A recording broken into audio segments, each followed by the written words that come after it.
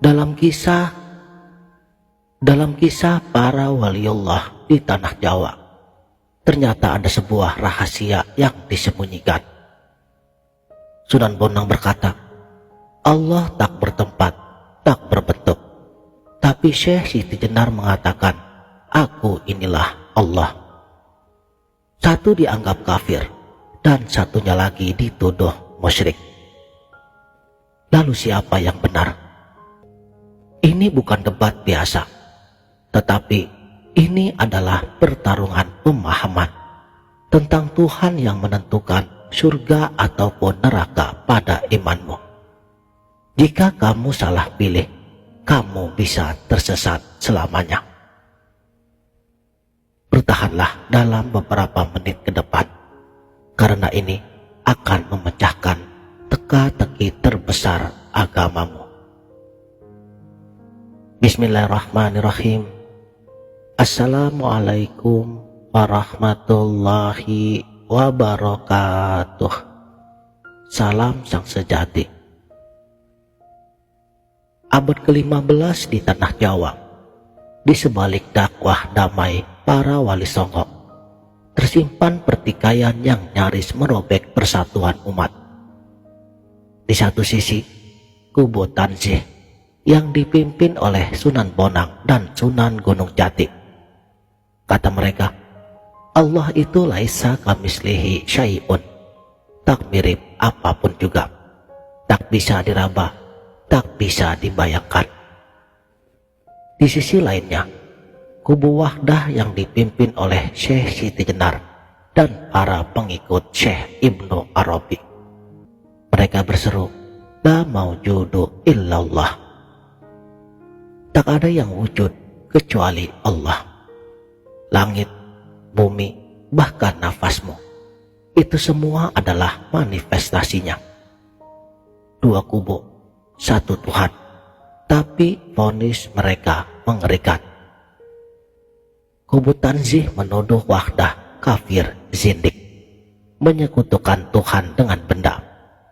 Sedangkan kubu Wahdah membalasnya, Tanzih itu syirik hakiki, menciptakan Tuhan baru yang jauh dari manusia. Lalu siapakah yang tersesat? Mengapa mereka terpecah?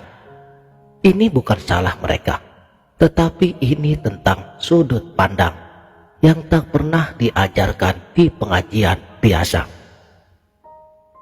Kubu pertama memandang Allah dari zatnya, seperti melihat matahari tanpa kacamata.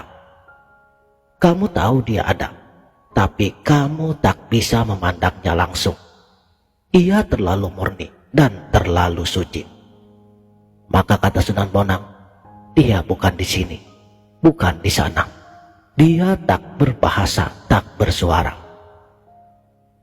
Sedangkan kubu yang kedua, mereka memandang Allah dari sifatnya, seperti melihat cahaya matahari yang memantul ke bulan, memantul ke bintang, dan memantul ke genangan air.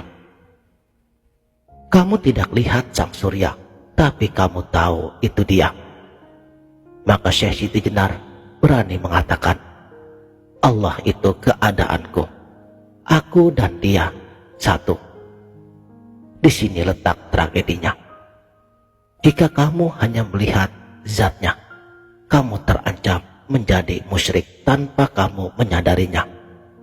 Merasa Allah jauh, lalu menyembah Tuhan ciptaan otakmu sendiri. Jika kamu hanya melihat sifatnya, kamu bisa kafir tak sadar, menyembah pohon, batu, atau bahkan dirimu sendiri. Lalu, adakah jalan keluarnya? Inilah rahasia yang dilupakan oleh sejarah. Syekh Siti Jenar tidak salah, Sunan Bonang juga benar. Masalahnya karena mereka berbicara dari lantai rumah yang berbeda. Sunan Bonang bicara untuk pemula, yaitu orang yang masih terjebak pikiran duniawi. Sedangkan Syekh Siti Jenar bicara untuk yang sudah fana, orang yang telah lebur dalam ketuhanan. Contoh nyatanya, seperti seorang anak kecil yang bertanya apa bentuk listrik. Orang awam akan menjawabnya, tak berbentuk. Hati-hati, ia bisa setrum kamu. Tapi insinyur listrik berkata, lampu yang menyala, kipas yang berputar, itulah listrik. Keduanya benar selama siapa yang diajak bicara paham konteksnya. Kesalahan fatalnya ialah Syekh Siti Jenar dengan lantang mengatakan aku Allah di pasar, di tempat orang-orang yang masih mikir besok makan apa. Bukan dia sesat, tapi burung Garuda tidak boleh mengajarkan ikan berenang. Inilah formula rahasia yang disepakati para wali sejati. Zatnya tanzih, sifatnya wahdah. Artinya zat Allah tetap tak terjangkau. Laisa kamislihi syai'un. Sifat Allah menyatu dengan ciptaannya. Wa huwa ma'akum aina ma kuntum. Bagaimana untuk memahaminya? Pertama, zat sama dengan sumber energi murni di pembangkit listrik. Kedua, sifat sama dengan cahaya lampu di rumahmu.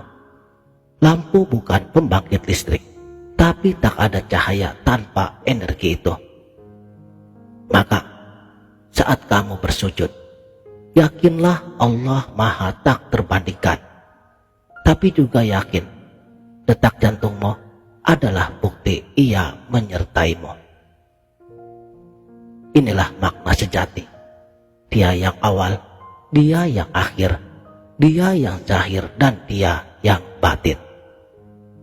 Zahir nyata dalam sifatnya, batin tersembunyi dalam zatnya.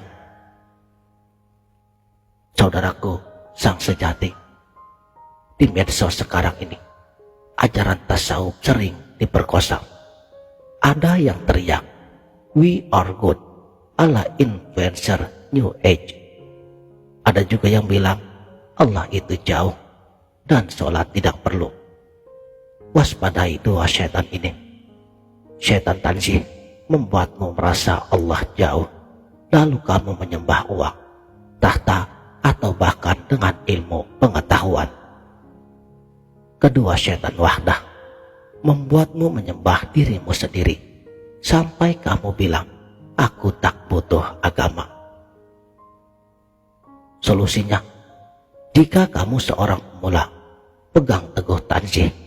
Jangan dulu kamu masuki ajaran manunggaling Kaula Gusti.